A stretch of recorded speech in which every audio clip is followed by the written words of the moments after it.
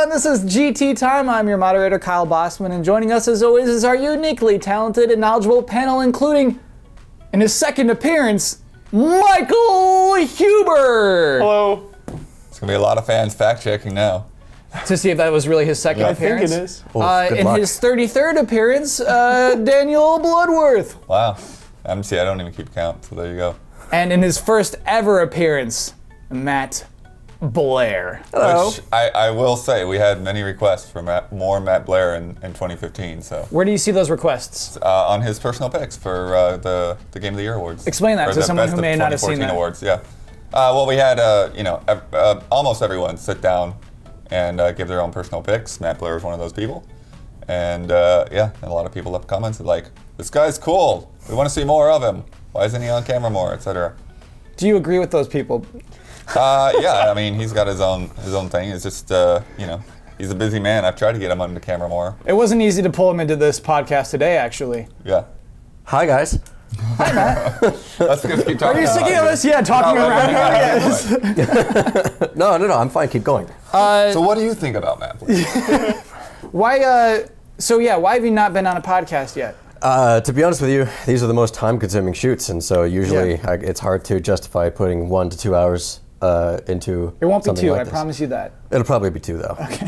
No, it won't. Yeah, I mean, Matt Blair basically holds the site together with duct tape, and yeah. Running out of duct tape. Yep. Yes, that's true. Constantly running out of duct tape. I saw that there's Duck Dynasty duct tape, though. So you can get a little of that to back up. We're gonna have to get some orders in for that. Michael Huber is sipping Gatorade today because he's a little under the weather. What's it like on your health scale? Where are you fitting right now? A 10 being the best, a 1 being the worst. I'm Yeah. like a 6.5. Oh, that's super good. But 2 days ago, I Super was good. a 2.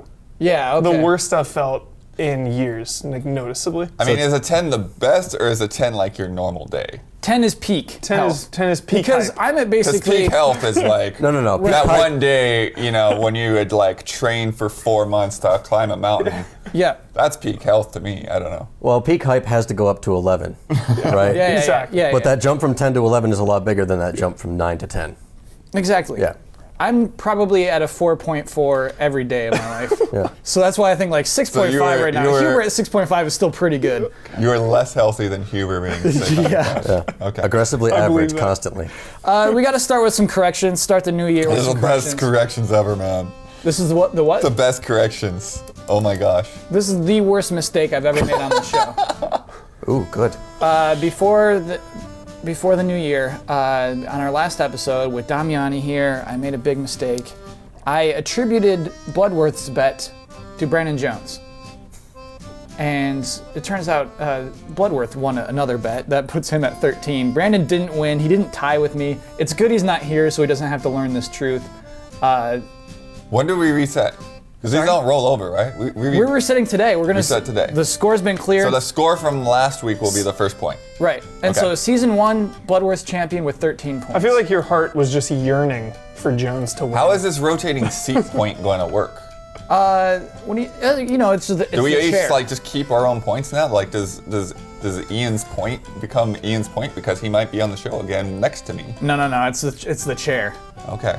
If anyone wants to take my chair when I'm gone, they can take my points. Okay. So whose chair am I gunning for right here? That's the number 1 chair. We're getting a little too behind the curtains here, I guess. I just write number 1 for that seat right Sure. there. So your points would be. I just want to know, who am I gunning for?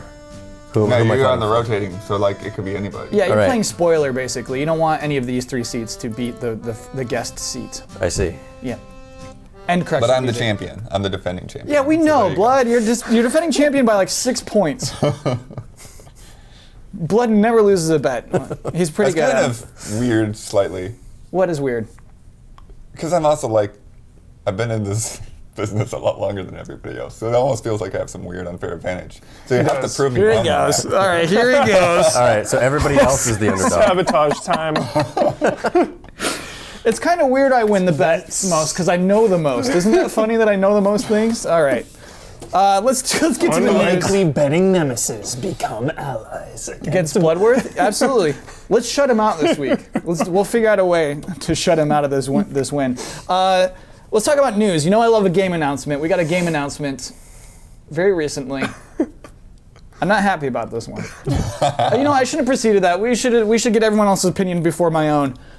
Puzzle and Dragons Super Mario Edition announced for 3DS. For 3DS. That was the surprise part for me, actually. I mean, I knew that they put Puzzles and Dragons out on 3DS, but when they made that announcement, as big of a deal as like people were making of it on Twitter or whatever last night, I was like, oh, this is like part of that whole licensing thing and that Nintendo being on mobile. It's like, oh no, it's not on mobile. It's just another version on the 3DS. So I'm curious if it will eventually get a mobile version. But yeah, it's interesting.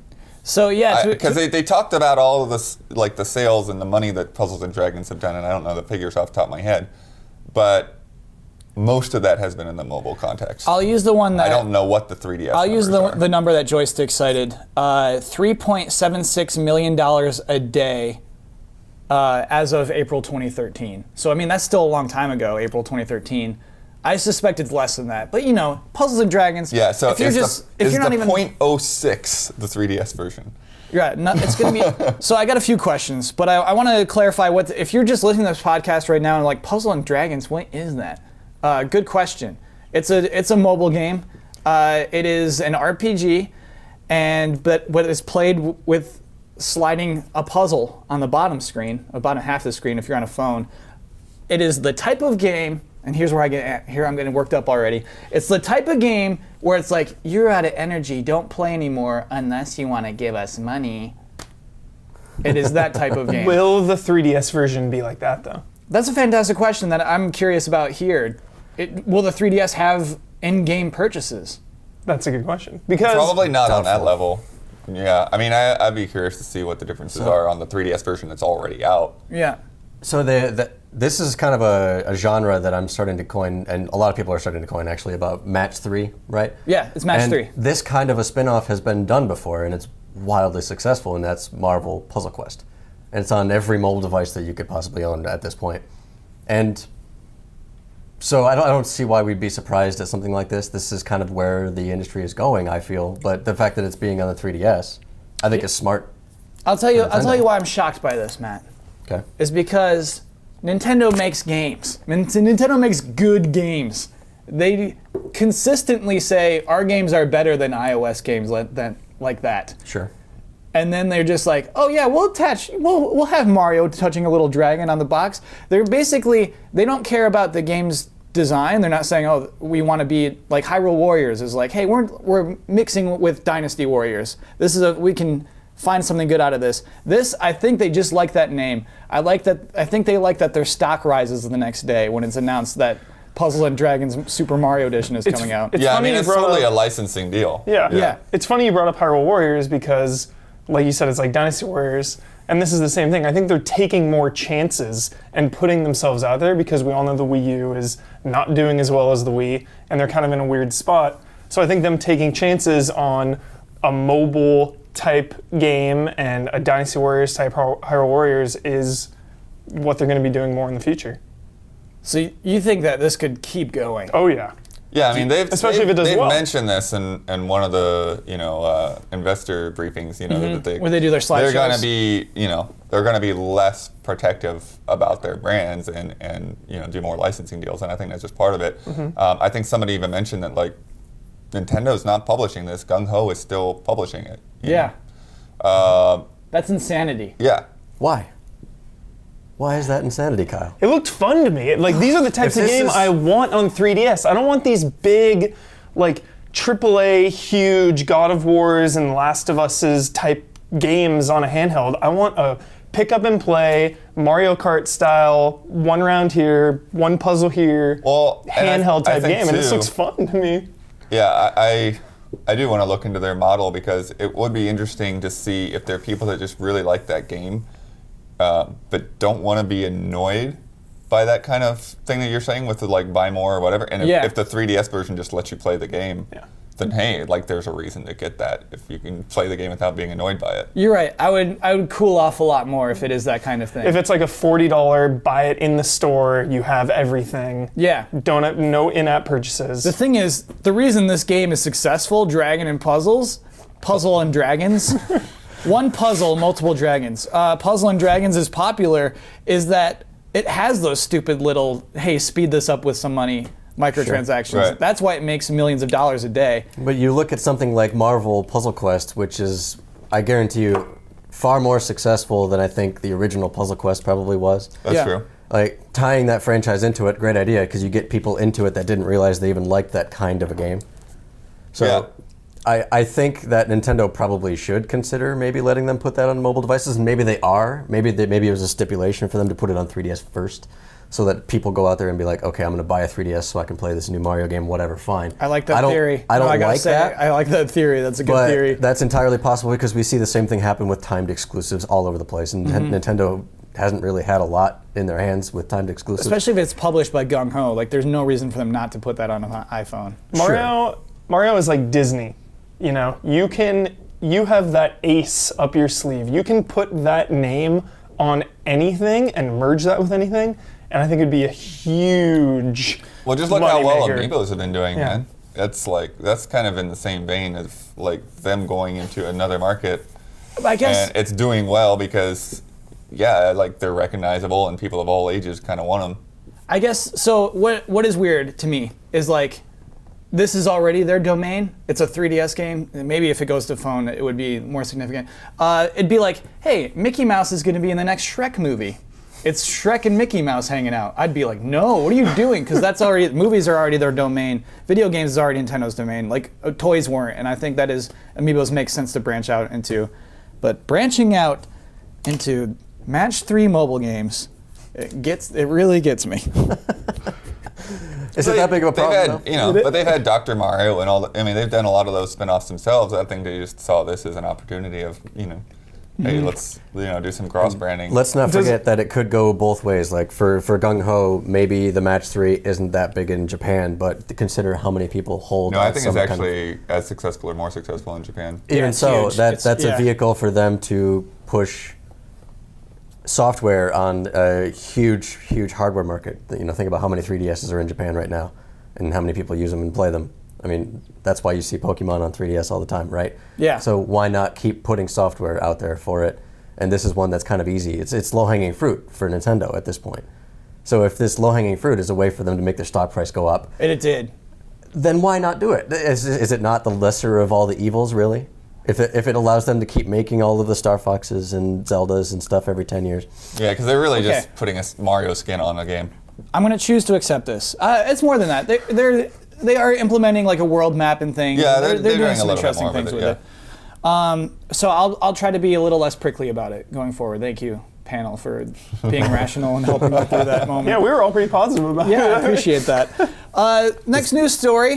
Sony announced that the PlayStation 4 sales sold to people have surpassed 18.5 million. That's pretty incredible. Yeah. That's really, really crazy.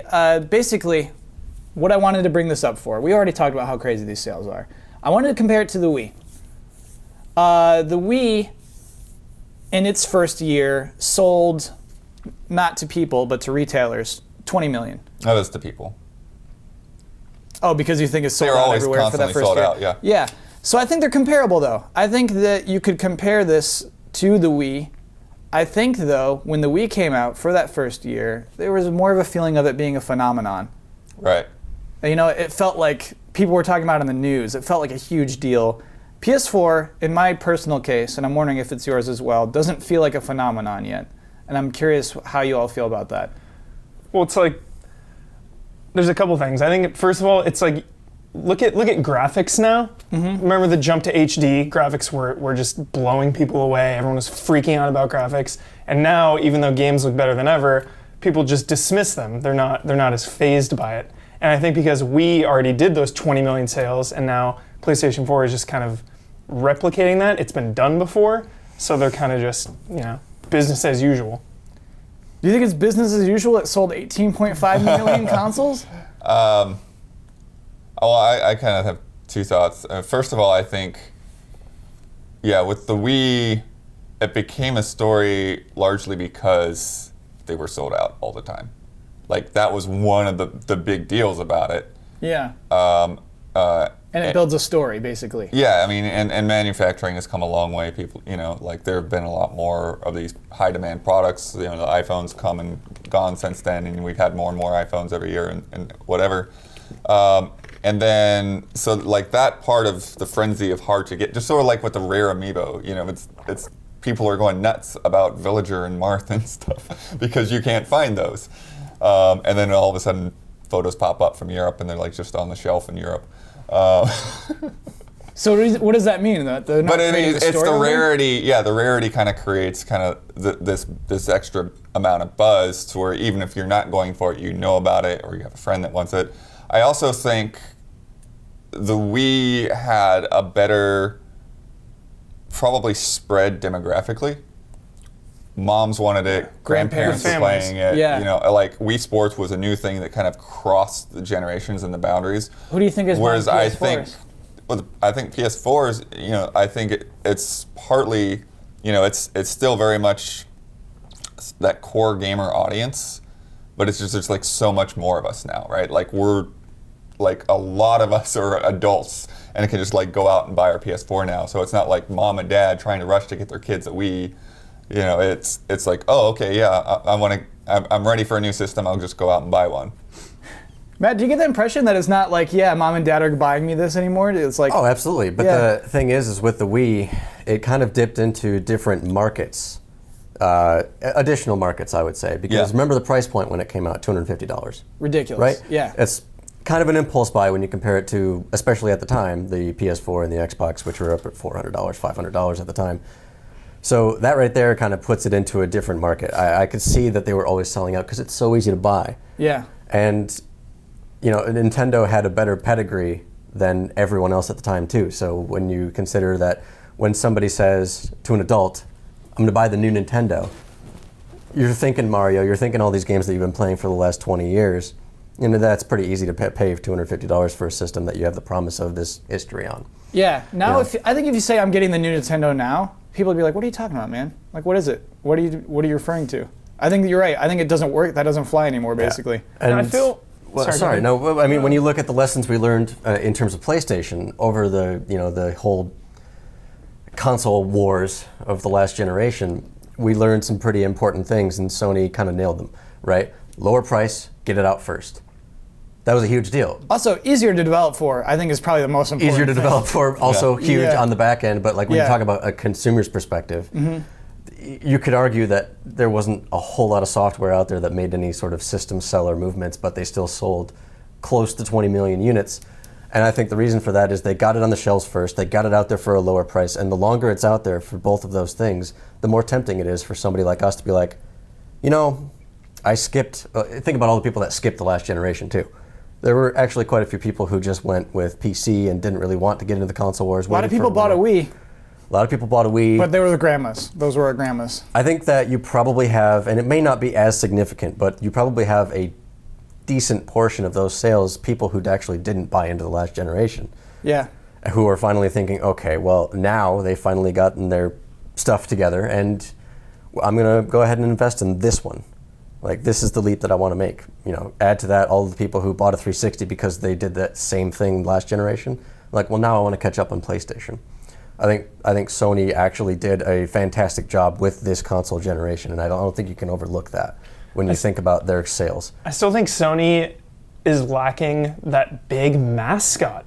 You have Nintendo, you have Donkey Kong, Mario, 30 mascots. Zelda, millions, Yeah. right? And then you have Microsoft, you have Master Chief, like carrying the name Xbox. And then you have Sony, you have Nathan Drake, and Kratos isn't very marketable. He's all blood and guts, blood everywhere. And Nathan Drake's face keeps changing. Yeah, so they have no It's all about his hair. brand. They have no mascot carrying it forward. I kind of get that. especially even like in their advertisement right now, it's those two dudes on the basketball court and like, yo, I'm Kevin Durant. Yeah. It's like, wait, what is this? And like they basically go through like 3 games and spend half of it on Destiny.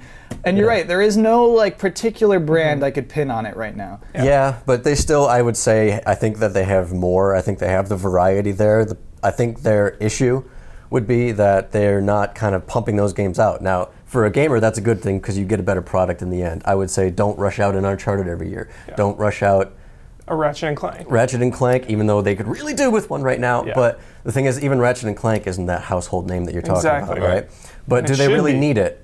Because without that, they've sold 18.5 million units in the first year. Last of Us sells 8 million, you know what I mean? Those will never be mascots, but it sells really well. I think they're in that game where they're in the console wars still because that's their business. They have to kind of get those factors right for their console to be successful, whereas Nintendo, they did a few other things right, but having those key franchises is what really moves that hardware, and I think they understood that with the Wii, which is why it was $250. You know, I was going to save this story for later, but I think it's bumping into what we're talking about now, so let's bring it up. So a Majora's Mask limited edition was announced this week. Sold out immediately. Just gone. And you know, it was for sale in 3 particular retailers. Fry's, GameStop, and one other. It was on Amazon, right? Amazon, yeah. Those 3. That was the only place you could get it, and Fry's not even that day. Sold out immediately, just gone in a second. Our beloved Michael Damiani talked about this at great length about his frustration. But he didn't get one? He did. He got one? He got several. We shouldn't say he got several. But he said, he's like, I got to back up one here. I'm just being safe. I got to back up one here. This is what he does. He'll do it for every Zelda item. He'll order multiples just so he makes sure that one comes in on time. Yeah.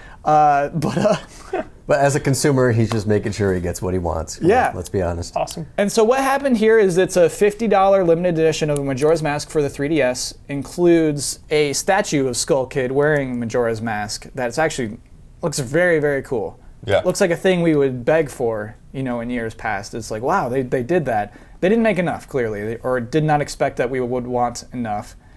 And again, they're actually making a limited edition, unlike everybody else. It's like, here's our limited edition. Yeah. Still on shelves 2 limited. years later. You're right. It might be called Collector's Edition. I'm not sure. Collector's is a little more fair, isn't it? But it ties in well to, you know how I do, well, you're the one who started this conversation. Matt, it's your first time on the show. This is a segment where we take any one comment and they say, like, I would like you to talk about this. And then that segment is called, well, you're the one who started this conversation. There's a person named Stick Shipley who asked a question that we never got time to about the GameCube converter. Same issue. This keeps repeating. Amiibo, Majora's Mask, GameCube converter, not making enough. And with Amiibo, I could see maybe like, oh, they're trying to raise demand like with the Wii. Like they're trying to create that story of demand. But with that GameCube converter, the one that you would play Smash Bros. With, didn't make enough. Sold out almost immediately with that as well, within days. And it was clear just not looking at the market right. What do you think is the issue here? With Majora's Mask, with the GameCube converter, what's up with that? I think the GameCube thing was a separate issue. I think they just completely underestimated the demand for it. And, I think that maybe they are kind of the Amiibo and Majora's Mask. I think maybe in a sense that they are sort of underestimating how many collectors there are, because I think they've probably, with the Amiibo especially, figured that, let's not make too many Wii Fit trainers because who cares? And then apparently there are a lot of people that care just because they want all of them. No, are they pinching pennies? Is that why they're not making these? Like, how much? You think about it. It's a risky proposition, and then Majora's Mask, there's a lot of love for it amongst the Zelda fan base, but it also is not, the most popular Zelda in the world. It's kind of a weird thing. You're like repeating the same cycle over and over. It's a weird sell to certain people. So you think that was part of their deliberation when they're like, hey, how many of these units should we make? This is a weird Zelda. We shouldn't make that many. To a certain extent, I think we're being a little bit presumptuous in thinking that they have direct control over how much they can make under a period of time. Sure, especially the statue, which is like unique and not for sale anywhere else. Let me pose a question to you. Okay. Especially if you think about this from Nintendo's perspective. If they come up with an idea somewhat late in the game, or even if they come up with it first thing, and they're not able to manufacture enough to make sure that they could hit this crazy demand that actually came up for it. I mean, if you were Nintendo, would you come out and say, look, we literally just couldn't build enough, but there are more coming? Or would you just say, there are more coming? Nintendo is the type of company, you know this, where they would never just talk about the back end of what they're doing. They just want you to enjoy the products they put out, and they don't think the consumers are interested in the details of how many units they can ship every day, this, that, and the other thing. Yeah, with the converter, you're right, their message right now is more coming. More are coming, and obviously that means that they're just trying to manufacture more. Now, one time in history, we do have that issue where, what was it, the cell processor and the Blu-ray drives for the PS3, they just couldn't manufacture enough, and therefore they had to, what did they push back? I forget. The release, there was drama around the fact that they just couldn't manufacture enough. Similar thing happened with Blu-ray discs, manufacturing. And that was a very, very public issue that affected a lot of different hardware and software releases. And we knew about it from day one. The thing is, did that make a difference to us? I think it kind of did, right? Because people didn't blame, maybe if Metal Gear didn't release enough because they didn't have enough Blu-ray discs, would we have blamed Konami for that if we didn't know that there was a shortage of Blu-ray discs? Absolutely. We would have blamed somebody. Yeah, we would have blamed somebody, absolutely. So are we getting to the point here where we actually think that Nintendo needs to be more transparent about this sort of thing? Or does it even matter? Yeah, Does it really matter? We're pounding our fists like Huber did. We're mad. Yeah. We're mad that we don't get that Majora's Mask figure. I have Super Smash on Wii U, and I don't have the adapter. I've played it once. I played it once with the gamepad. I was like, I can't do this. You feel like it's incomplete? Yeah, I have my GameCube controller that I bought in the store because I have plenty of those, Right. but I have no adapter to use it with. So my question is, if they have so many of these controllers, if they have such a surplus of those, how do they not have the adapters? Because you would think people would be buying more controllers, like 1 or 2 or 3 per household, and only one adapter. Well, and this is exactly what I'm talking about. It could, and probably is, an entirely different factory in an entirely different area that's manufacturing these things, and maybe their output is just not big enough. If it comes down to being that simple, then maybe Nintendo should just say something if people are actually getting cheesed about it. But at the same time, does it really matter? Because they're telling us, it doesn't make a difference whether they tell us or not. We're still going to get more at a particular time when they can get It kind of matters. You shouldn't have a product that sells out in one day all the time. Yeah, and it's a bummer because of the timing. I mean, it's winter break for millions of people. It's the time when everyone can play games, when everyone is together playing games. Everyone wanted to play Smash and needed that GameCube adapter, and they didn't have it. And you don't need it, but you want it. A lot really of people bad. prefer it. Some people need it. Blood, what's the solution? What can Nintendo do to better gauge how much they're going to produce, or how much they can, how much people will buy? Do you know what end do you? What's the fix? It's hard because I think they very, very well be reacting to what's been a shrinking market and not wanting to risk too much. Yeah. And now they put out these things that are hugely popular and the Amiibo you're talking about in particular? Well, no, I think all three. It's Okay. like these are like spikes. And they've been seeing both on the 3DS and the Wii U. Kind of dwindling market share, and then all of a sudden it's like this interest comes sort of out of nowhere. So I can imagine it being really hard to predict. I mean, you don't want to have a warehouse full of Skull Kids. Yeah. It's like, what do you do with that? And to be fair, internally at Nintendo, they clearly have not valued Majora's Mask as much as we have over the last 15 years. Absolutely. Right? It took them a while just to admit that they really needed to do this. And once they did, they kind of sheepishly started kind of showing us as like, hey, this is a really cool thing. By the way, we're changing a lot. We're adding a lot to this. They're kind of being careful about how they're releasing this, and they're trying to promise like it's worth it, when all along we've been begging them for it. Yeah. It does bring up the point that the next time they do this, maybe Star Fox or Zelda or any of the things that they're promising coming out this year, they should probably spend that extra money to try to make sure that they can meet the demand. And you know what? I didn't even think about this. What Bloodworth just touched on is retailers. You know what? Those 3 exclusive retailers may have just been the only 3 people who were willing to stock this item.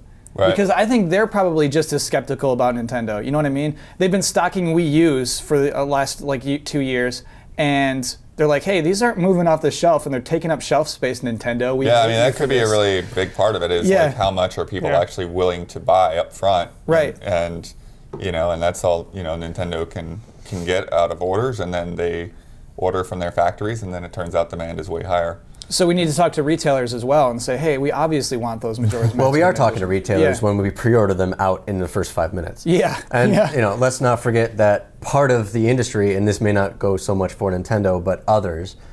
Destiny, for example, did they say it was the most pre-ordered game in history, or they tried to say something like that? In the U.S. In the U.S., And maybe in at any history, rate, actually, yeah, whatever. it is part of the strategy nowadays to say, all right, there's going to be a pre-order, you're allowed to sell this many units now. And then they realize how quickly they got there. They're like, that's how they measure how many more units they give to that outlet. Right. Right? Yeah. So that's part of the strategy. And it makes sense because that's how you start to gauge Because the we are demand. talking about something that's sold out that's still not out for months. Yeah.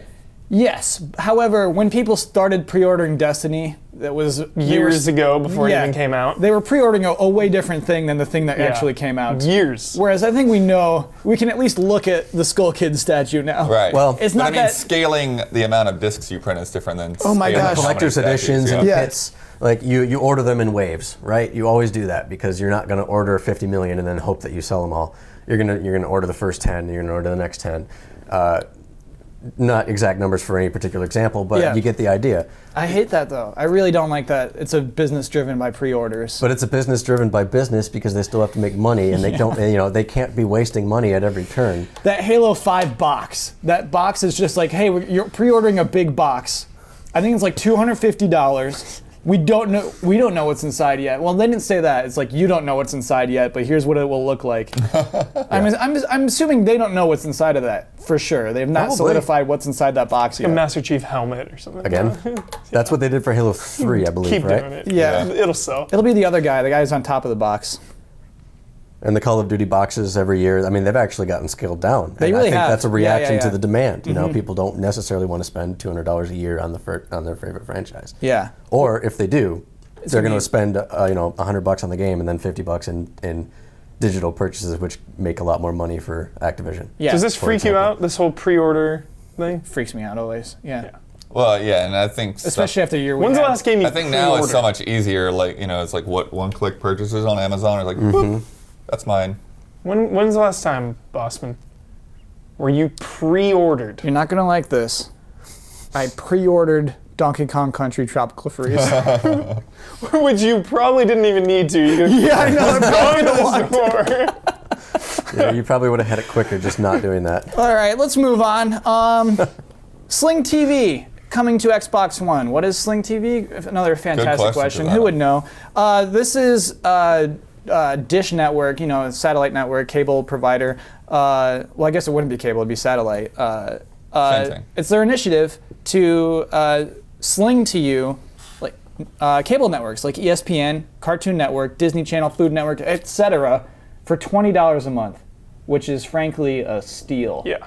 Getting ESPN alone for $20 a month is a steal, To those who want ESPN. which are many, I feel like. Yeah. But that is my first question to the panel: is like, would you bite on this? Are you a potential customer for something like this?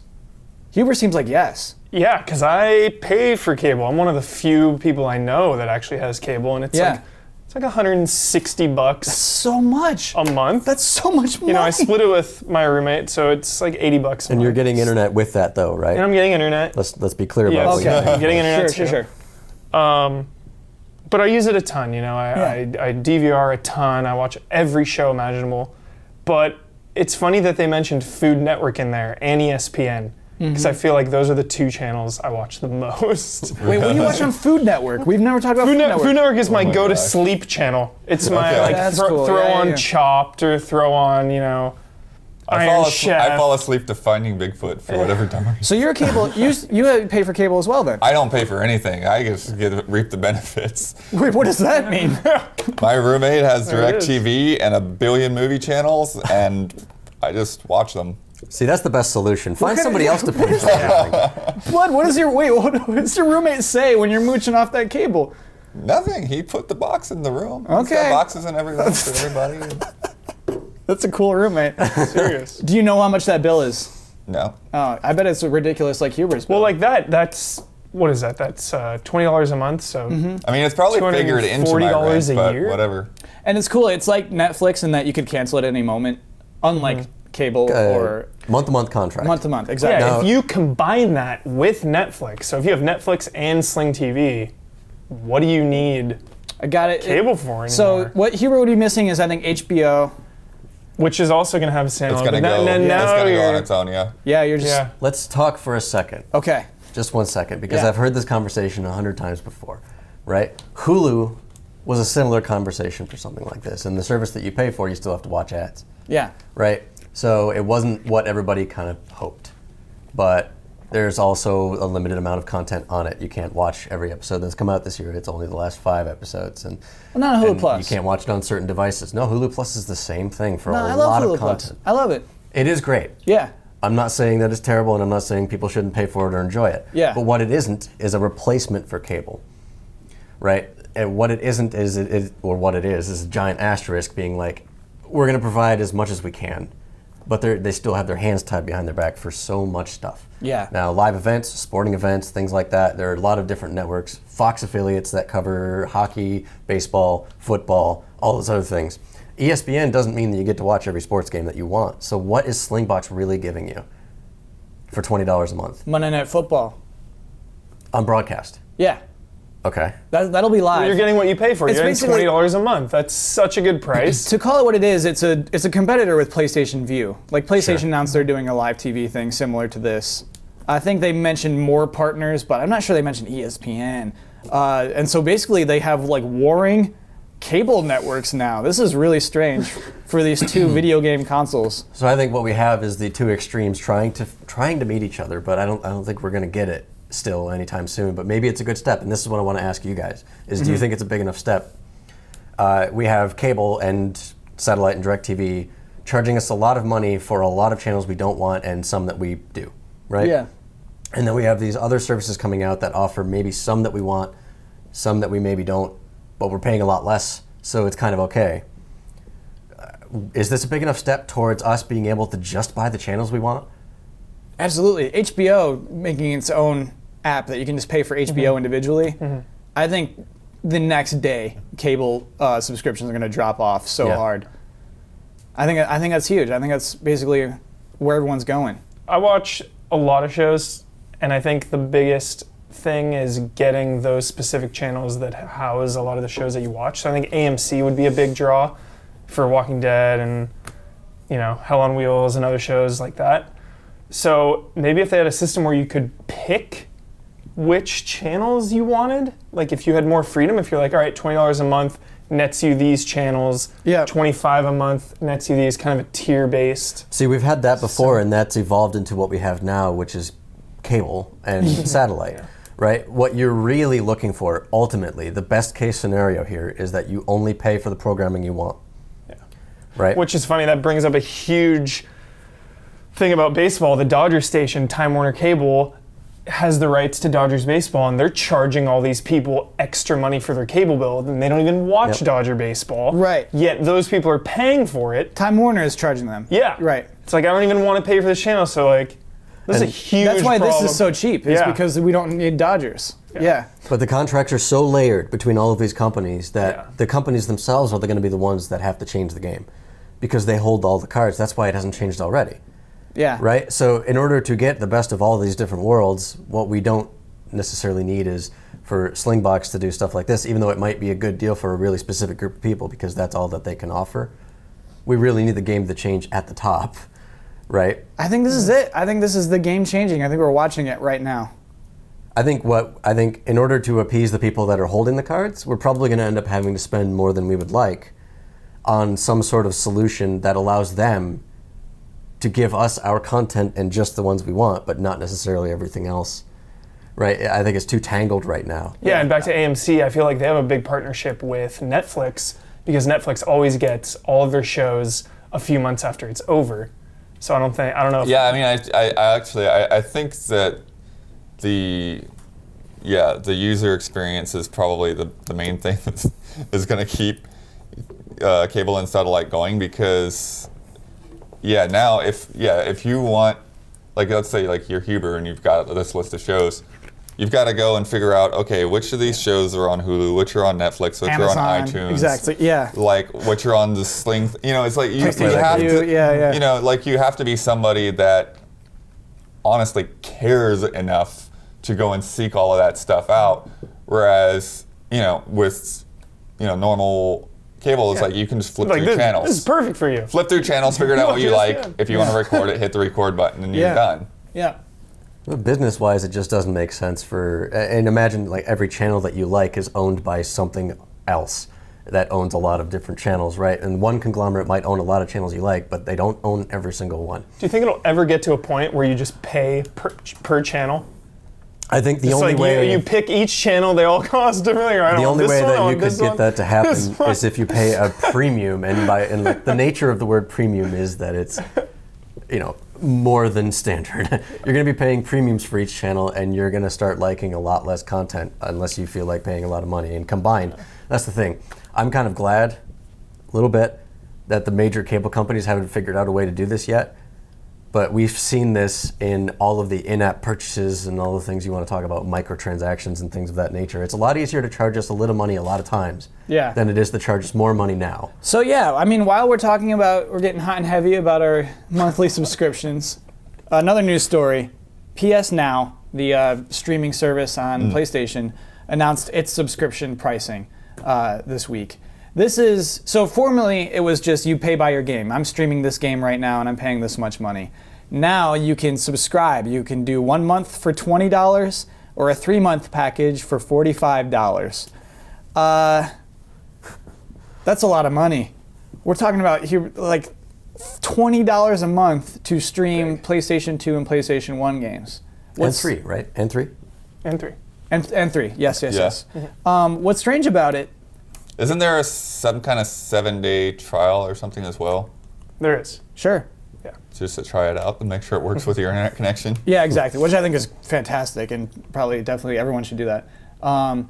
What's strange about it is that there are games you can stream individually. You can pick those, like we're just talking about cable networks. You can, just want to stream this one, I just want to stream Pretty this one. like rent. Right. You rent it. But there's also the subscription games, where if you subscribe, these are the games that you can choose from, and it's a different list, meaning they got different licenses for this game, these games, and this games.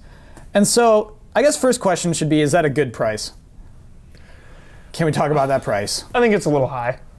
It's way high, right? Yeah, I think 15 would have been a lot more comfortable. I subscribe to GameFly, which is $16 a month. Now you have to go through the hoops of putting it in the mail, getting it back, and going through all that. But you have access to brand new games, all the new games, and rarely is a brand new game unavailable. If you only have that game in your queue and you're just waiting on that brand new game, you usually get it within a couple days.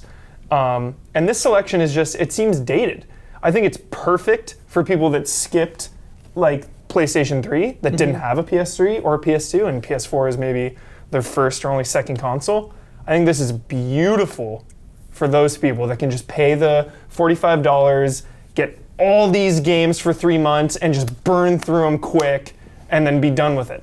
That's what I would do. But you don't see it as something that should continue. You don't see it like a year-round. This ever Like, being I'm going to subscribe to PlayStation Now for a year. I don't really see. Yeah, actually, I do that. I do kind of get that feeling that, this is something that you would do for a limited amount of time. Like, if I'm going to spend that amount of money, then I'm just going to burn through these backlogs for however much time. And to be fair, I mean, $20 is about what you would spend on a lot of used games. It's, or if you would go out and buy 4 or 5 used games. You're right. The value is there.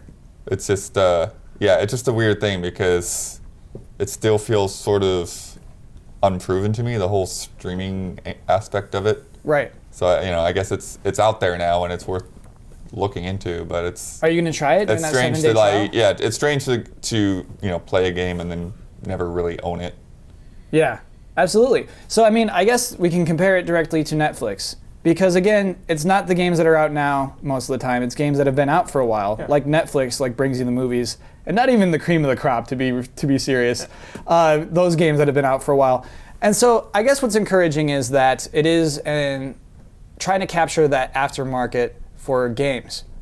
This will be money directly going to those people who made those games. Well, the publishers. probably. the Trying to publishers attack anyway. used games again. Yeah. I think Darksiders 2 isn't there unless Right, they're going yeah, to some yeah. other company entirely. The people who own the license. The money's going to those people who have the license, those poor people who own licenses. But as opposed, to just like all of the money being at GameStop, it's like a second revenue source for old games, which I think is encouraging. Just very expensive, I feel like. Matt, do you think they need to offer more games or make it less money? I think they plan to offer more games, and I think that they chose their prices very carefully. I think that they're not planning on absolutely everybody and their mother signing up to PlayStation Now. And honestly, I think this says, even though we already had our PS Now beta and alpha, I think this is still a beta towards where PlayStation might be going. And to be honest with you, not just PlayStation, but everything. I mean, you look at how Netflix changed the game for movies in general and TV, right? Like, Put all the video stores out of business, then jack up the price. no, they didn't even jack up the price. It's just look how much more Netflix service totally they're did. offering you, right? When Netflix first started and they only started charging you for instant like $6.99 or something like that, and it went up a couple of bucks a month or whatever. But look at how much more they put on there. Now I know that they sometimes have problems. Their contracts go up and some of your favorite content goes down, and you get mad at them. Fine, that's the business they're in.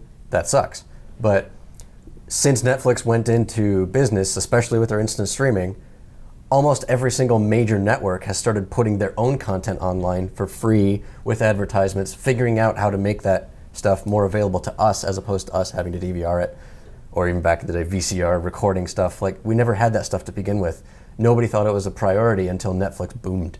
And then suddenly clones started happening, and suddenly this is what we want. Yeah. Right? So I understand PlayStation's kind of initiative to try to make sure that if this is where it's going, they want to get it right first. And they've spent a lot of time putting this together, right? And they waited because hardware wasn't right for it. Like, they talked about this stuff when PlayStation 3 was still out.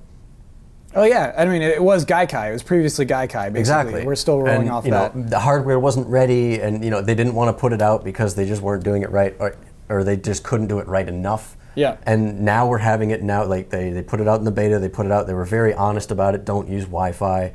Your hardware is what the problem here. It's not our service, but we're just waiting for it to catch up. And meanwhile, this is where we think it's going. I'm very glad that they're taking the time to try to work out all of the bugs.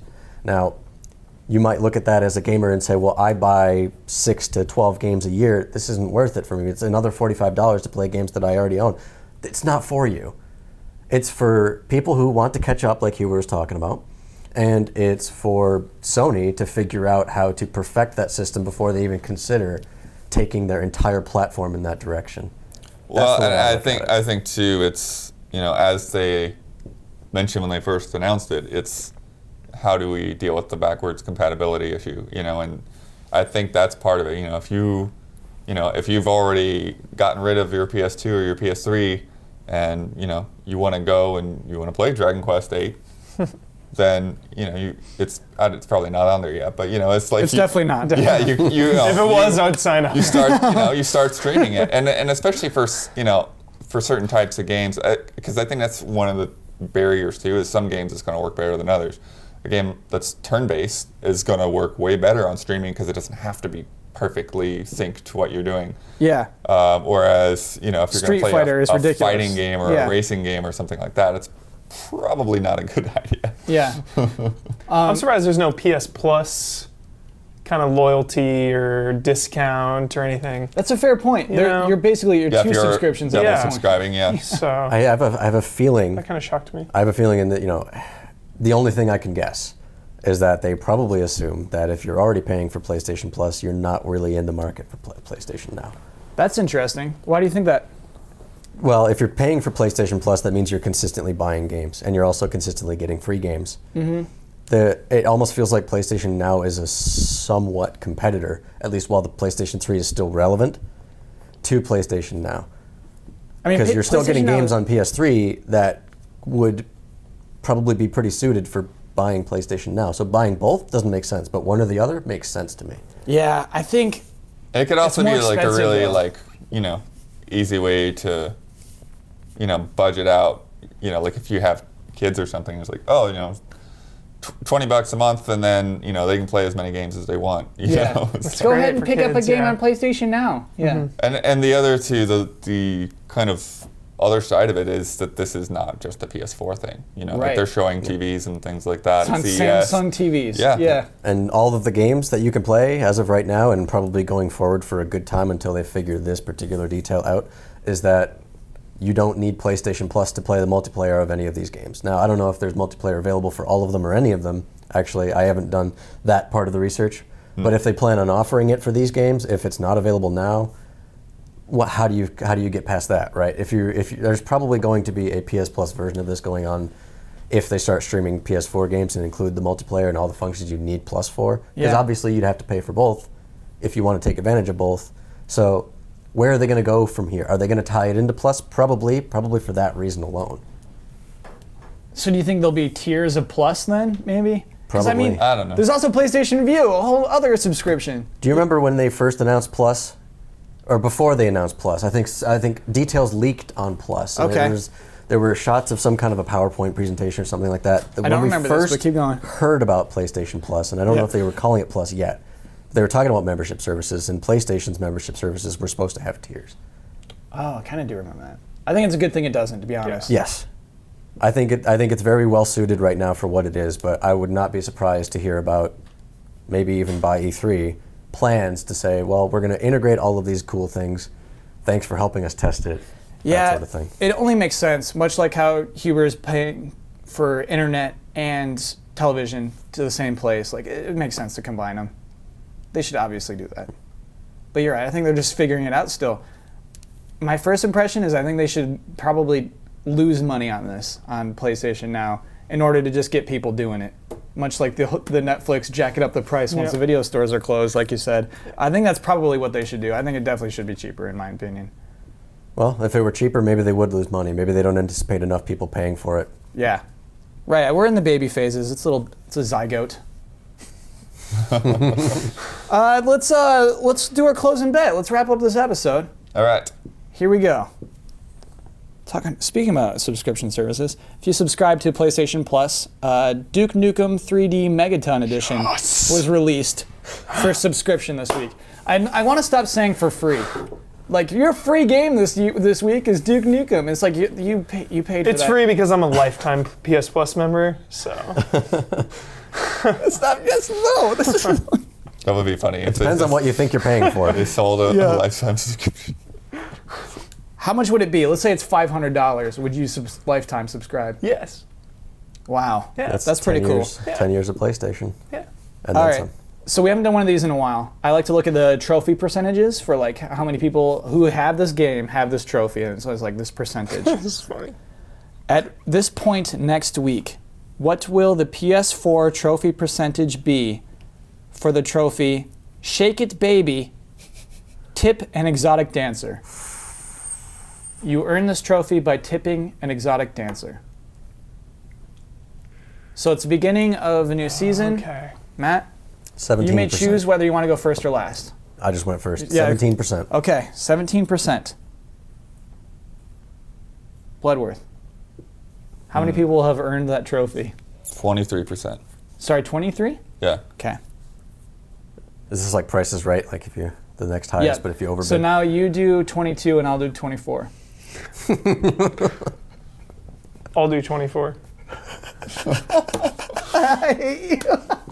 So what happens if we all overbid? Is this still the closest? No, it's whatever's close. It's whatever is closest. All right, and so I will do 22 to lock Bloodworth out of that Oh my first God. win. I feel good about this one. We've never done that. We'll never do that again. That's rotten. That's poor That's what sportsmanship. happens when you get us together. Because no, it's obviously, I'm mad you made me do that because it's obviously way more than that. It is so easy to get that trophy. It's going to But be do you like, know how many people download the game that first- don't even play it? The first stripper, though, is not in the first stage. hold on, let me lock those in.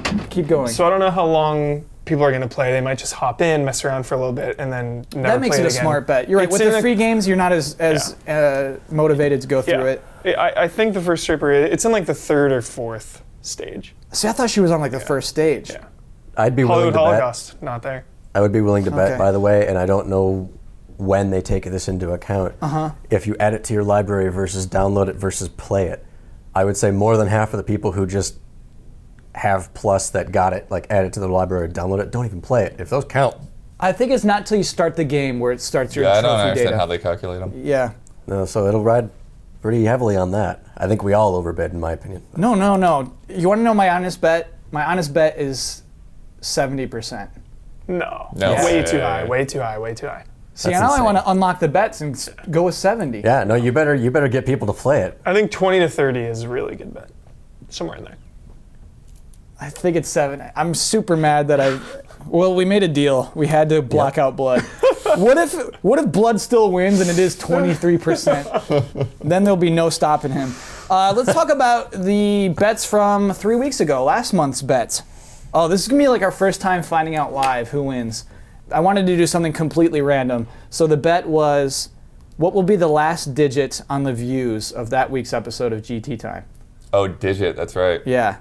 Wait, but when do you lock it in? So you're checking now, I see. Yeah, so, right, we're gonna see right now what the views are. Hold on, I gotta turn off airplane mode. Okay, we're getting there. Goodness. This is really exciting. Were you on an airplane? Yeah, so I put on airplane mode just so it doesn't like buzz the whole time. I feel like we need a telestrator for this. A telestrator. You watch Just sports. keep going. Yeah, that's for like highlighting plays and things. Yeah. What would you use it for in this instance? Circling the number, Kyle. Oh, like people, you're just gonna have to take my word for it. Okay, clicking on shows on the GameTrailers.com website. Okay. Okay. It's going to take forever. No, it's not taking forever. We'll see how deep GT Time is on the list. Oh, we're on number 4. This is cool. Good promotion. You're welcome. Okay, here it comes. Loading now. We have our spinning thing. The views. 38,912. Which makes the winning bet. Ian, you got it? I think it's Ian. I think it's me. Yeah, Ian bet 1 and Bloodworth's seat, which is closest to 2. So Bloodworth starts out the year with 1 point. Wow, well done. Good job, Ian. We tried so hard to block it. All right, can I change my bet to 70 now that we already blocked? Oh, okay, They're all right, it's locked. locked in. If it's locked in, it's locked. Oh my God. I'm so mad about that. I'm so mad. So Bloodworth, as the winner of the first bet of the year of 2015, you may plug any video you want on our website and also sign us off. Yeah, so we're doing a crazy weird thing this week, and hopefully this will lead into doing more of these. But our countdown this week is mirroring a Screw Attack countdown. So we both have the top 10 Wii games. So you can check out our list and you can check out Screw Attack's list and compare to see how we differ. Yep, both sites will link to each other as well, so if you check out one, you'll be able to check out the other. Just look for the link. And I think we're being openly competitive about it. Oh, it's a battle. Yeah. It's versus Screw It's Attack. versus Screw Attack. Yeah. Would you say it's versus Screw Attack? I don't know. It's versus. It's But it's great to versus. just see, talking to those guys and working with them again. So Yeah, and they're gonna put Wii Sports on it. They're gonna look like. Oh yeah, yeah, they're totally gonna do Yeah. it. They're gonna be like, you can't deny Wii Sports. I wanted Wii But it kind of Sports goes on our- back to, back in the day, it was like we were always trying to avoid, it's like, no, don't do that list. That's Yeah. a serious list. You do funny lists, we'll do serious lists. And now it's like, no, we're going to intentionally do the same list Yeah, and it's see pretty how exciting. it shakes down. So, pretty cool. That would have been a good bet. here are all of What? our Twitter things. How many games overlap? Ooh. Yeah. That's interesting. And well, and where they place, yeah, for sure. Yeah. Twitter handles all over here somewhere. And leave comments. Definitely want to hear from you guys in the new year. And Oh yeah, give us more. More what? Subjects. We need more. Well, you're the one who started this conversation. Oh yeah, definitely, yeah. Leave. Even though we sometimes cut them out. Yeah. Yeah, leave They don't suggestions always for make it things in, for us yeah. to talk about. Have a great week.